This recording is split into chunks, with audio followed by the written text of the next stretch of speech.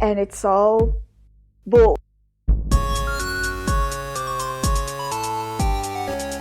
Hi, welcome to the Science for Societal Progress podcast, episode 6.2, the second part of my conversation with Diana Barbosa from Concept, the Portuguese skeptics community. If you missed out on the first part, the episode is of course still available.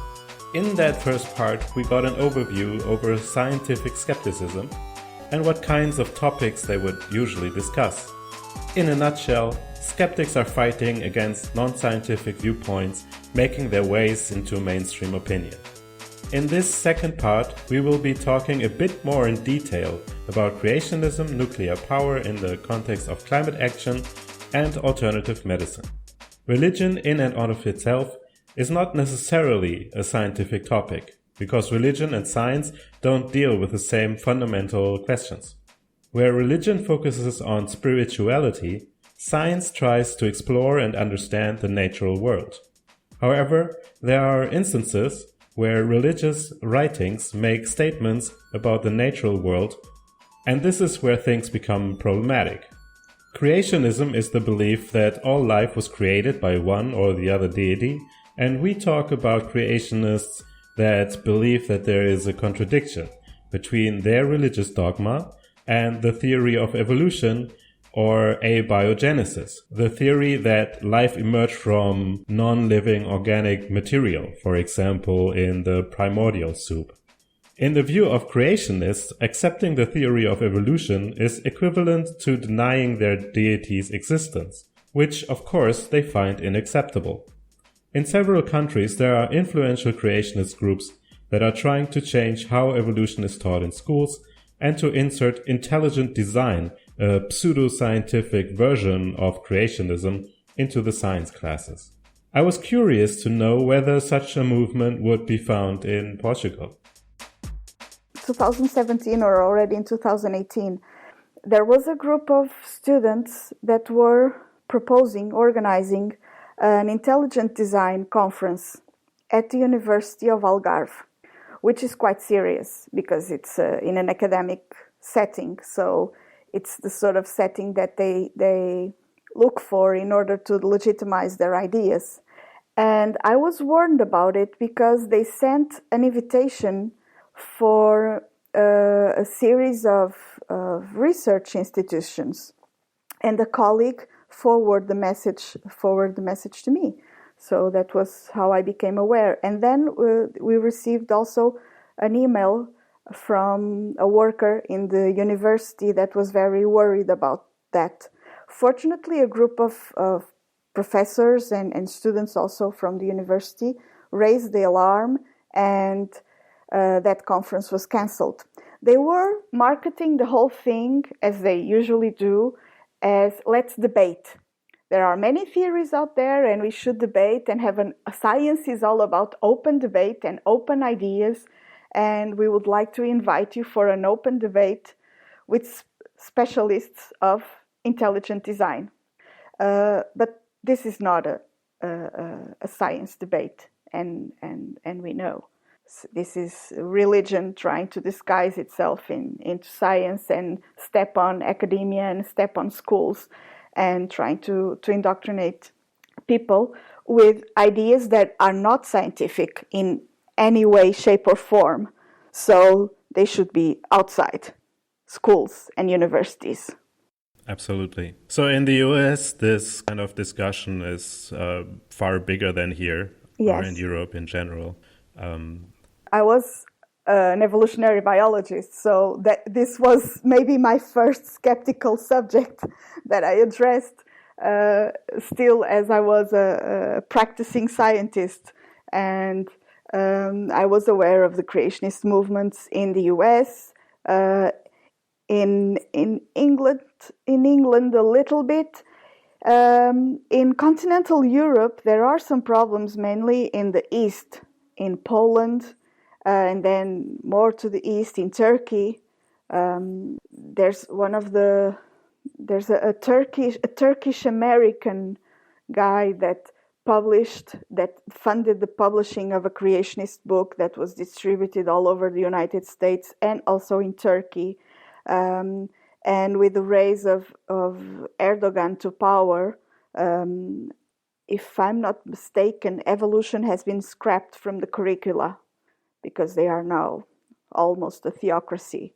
So in that sense, fundamentalist Christians and fundamentalist Muslims are joined together into pushing creationism in schools. Yeah, thankfully not here, or not so much. Not so much, and not for now. But if it depending on the numbers, they can pop up. Right. But are evangelicals a big thing in Portugal? I don't know if I can answer properly. I only have a sense that they are not a very big percentage, but I don't have the numbers. So I wouldn't be answering with science backing me up.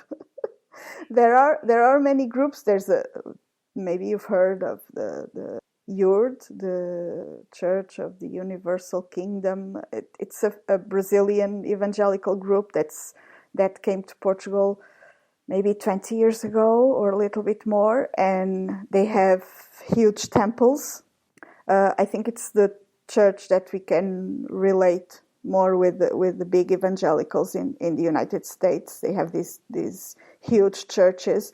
In Lisbon, they bought what used to be a cinema, a theater, that is now their headquarters. In Porto, they were going to do the same, but the people didn't let them. And if there are Portuguese people listening, they will recognize the story. But they built from scratch a huge temple, and they are raising numbers. I don't know percentage-wise how much of the religious in Portugal follow that sort of denomination. But not all Christians are creationists, right? The Catholic Church, for example, says there's no conflict between the theory of evolution and the Bible. Yes, they add a little sparkling when the human species arises. So if you go read the doctrine, somewhere in there they speak about the soul, and God intervened to give humans the soul, and so humans are a special species and a different species. They come from evolution, but there's something more to it. And I suppose that they had to, or else they would lose all the doctrine, everything that they are trying to preach. But especially more recently, they are not on the opposite side of evolution, and that's good. But this evangelical church that you were talking about, are they creationists or not? This one specifically, I'm not sure. I know that, for example, Jehovah's Witnesses, they push intelligent design, which is a form of creationism, and other smaller groups also. I don't know about URD. I'm not sure.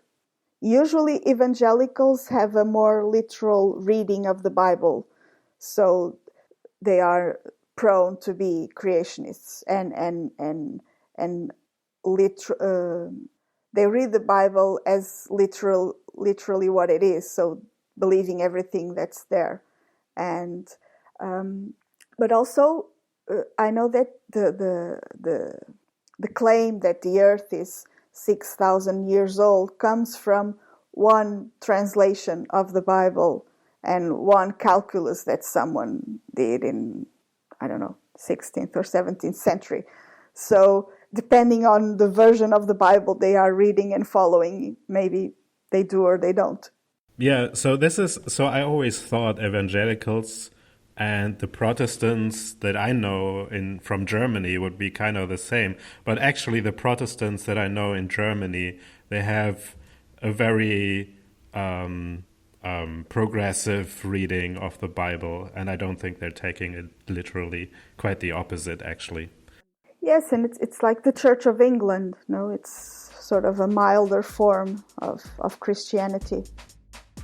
Our original conversation then went to another interesting topic, denial of scientific evidence in environmentalist groups. A recent hot topic is, of course, the fight against climate change. There is an ongoing debate over the question how we can reduce carbon dioxide emissions in power production. Nuclear is certainly an option, and it's a very expensive option. Maybe it's not an option for Portugal, but it could be an option for Europe as a continent, and we could share that energy.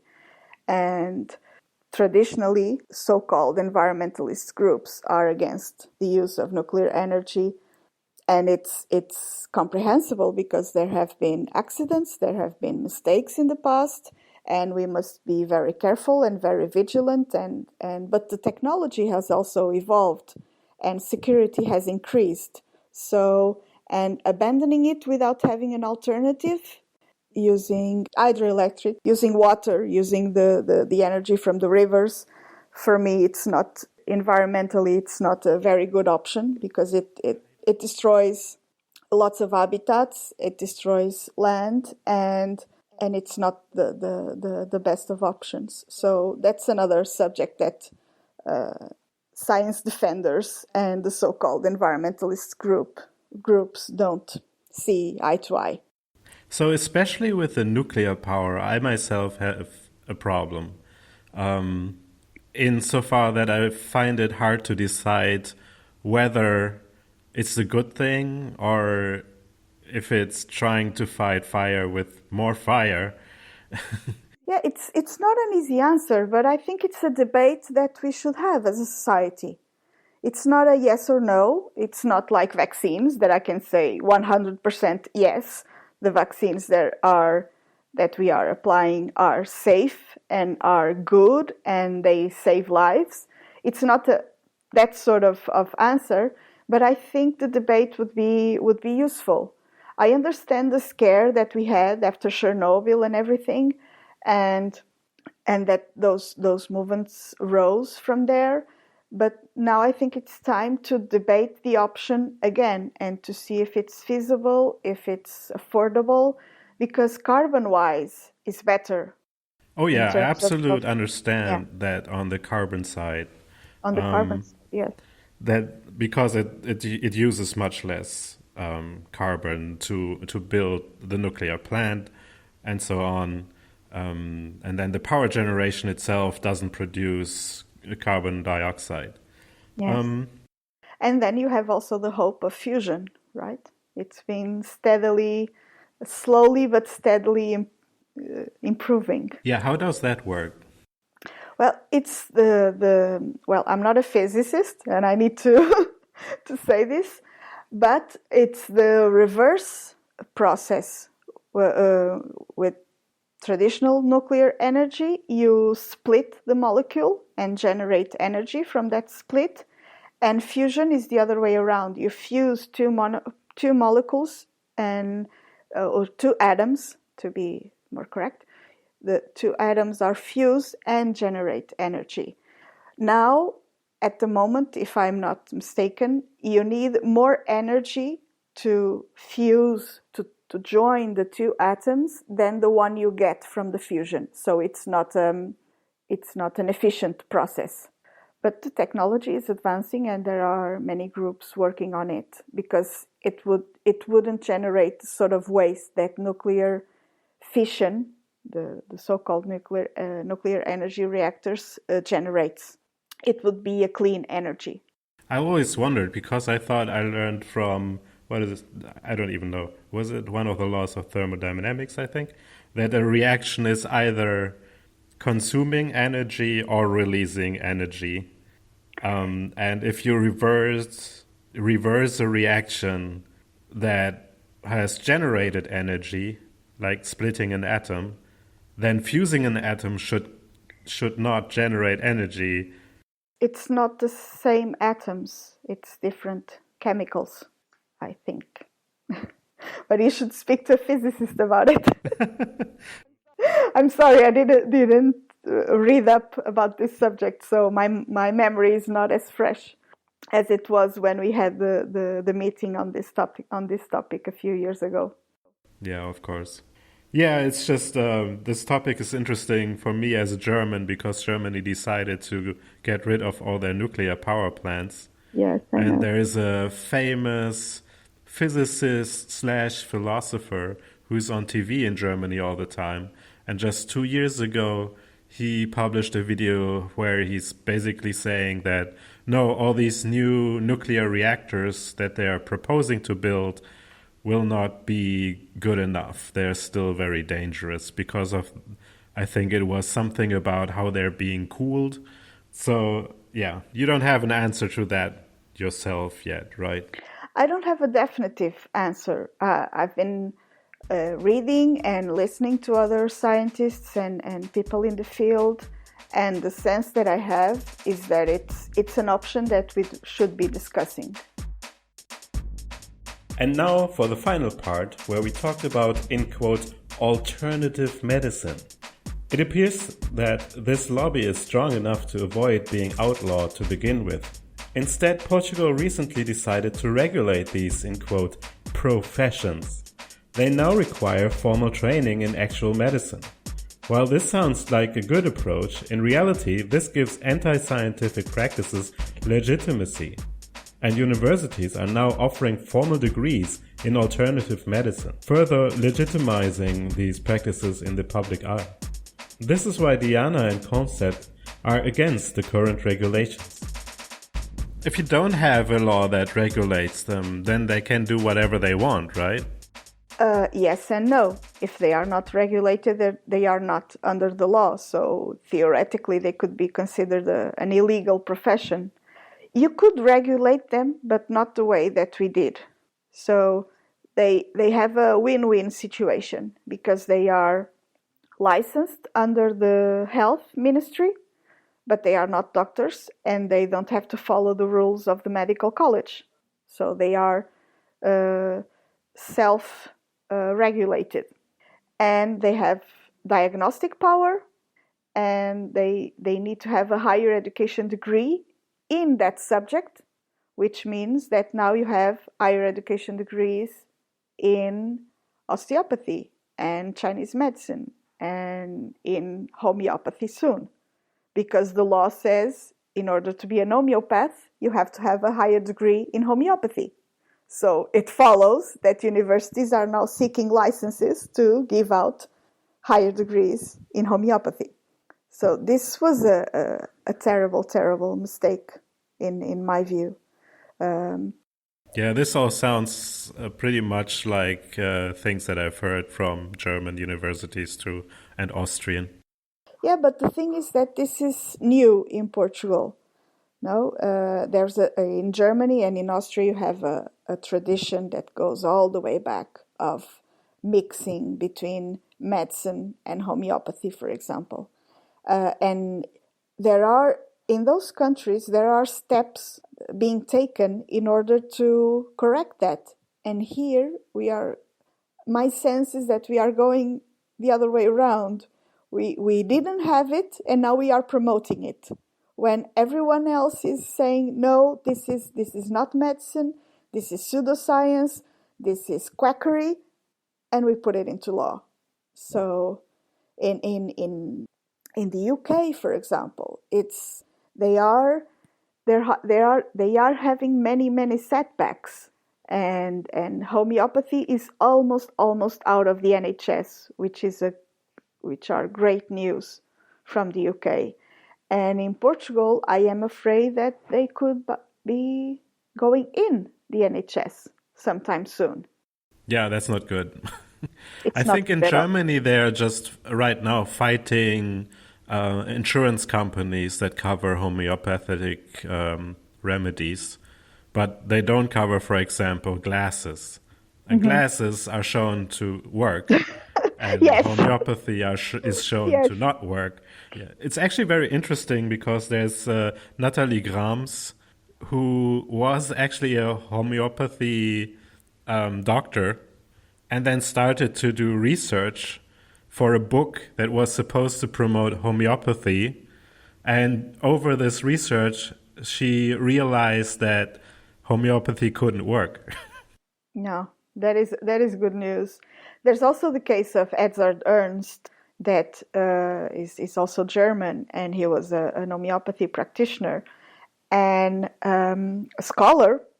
And at a few years back, the University of Exeter in Britain created a chair for alternative medicine, and he was hired.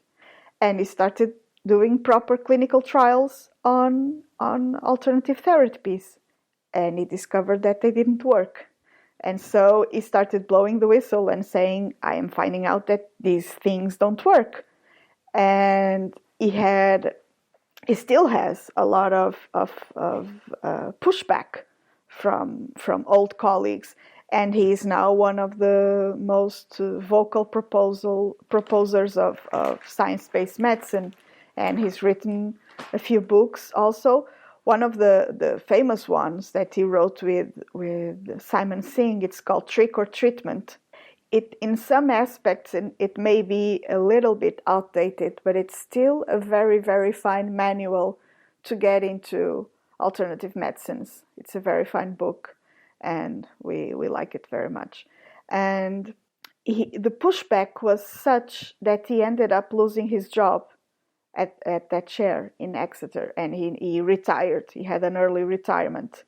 And for that, he received the Maddox Award 2 or 3 years ago for fighting for science. I don't know if you're familiar with that award. It's awarded in memory of John Maddox, which was for many years an editor at Nature. And every year, Nature and Sense About Science, which is a scientific activism organization in the UK, they award this award. I'm sorry. To someone that has had pushbacks in their lives and has suffered for being a defender of science. So I'm still flabbergasted that he would lose a job at a university for being a defender of science. Yes, because he got into a fight with Prince Charles, which is a defendant of homeopathy. The royal family in Britain in general are, but Prince Charles is quite vocal about it. And so the university started receiving letters of complaint, and in the end he was to be renewed, and they didn't renew his contract. He started losing funding, and without funding he couldn't do his research. Wow. So yeah. He has a book about it also. It's called The Scientist in Wonderland. Well, I mean, this is just awful because when you're discussing with people who are anti-science on the internet, for example, or in real life, they always say that the studies hadn't been made, and we don't know yet if it works and how it works. They think it works, so they should use it. But then their own people start doing actual scientific research and switch sides. Yeah, what has been found with homeopathy is that if you look at properly done research, it's all negative. It doesn't work. It's non-distinguishable from a placebo. If you go for anecdotes and it worked for me and I had this patient and he came out better, then you'll find positive results. But those are not scientific results. No, those are anecdotes. That's not proper data. And all the major reviews that have been done in the last few years, namely the one from the British government and also the one in Australia, they are unequivocal. It doesn't work. And it's up to the point that it's a waste of money to keep researching it, because we know it has no plausibility. We know that all the studies say that it doesn't work. It doesn't have a clinical effect. And they keep pushing to, but we should study it. We have to study it. In the future, we're going to find out that it works because science has been wrong other times. And the same for acupuncture, that's going the same way. The trend is that when you push the studies to be more precise, more rigorous, with more people, with a proper control, it doesn't work. And I always find them go on a tangent talking about the mechanism behind it, and that science cannot explain that. Well, first of all, it cannot explain it because it's nonsense. But also it doesn't have to, because what you can definitely show is if it works or not. And they already showed that it doesn't work. Yes. The mechanism is irrelevant. Yes, and then they are trying to use technicisms, and technical words, and now the latest is nanoparticles, and it's quantum physics, and it's the memory of water, and it's all bull. It's not true. You cannot use quantum physics just to peddle your sort of quackery. It doesn't apply there. And on this note, we end episode 6.2, the second part of my conversation with Portuguese skeptic Diana Barbosa. Let us know whether you enjoyed this format of having a general part and a second, more in-depth part. You can send constructive critique and suggestions for topics you'd like us to cover on Twitter or Facebook. You will find us under @SciForProgress, or through email at info@scienceforprogress.eu. The podcast is posted on our website, scienceforprogress.eu, and you will find further information on how to subscribe to the podcast on that website. And if you are on Twitter, you should also follow our rotating curation account @SFPRokur.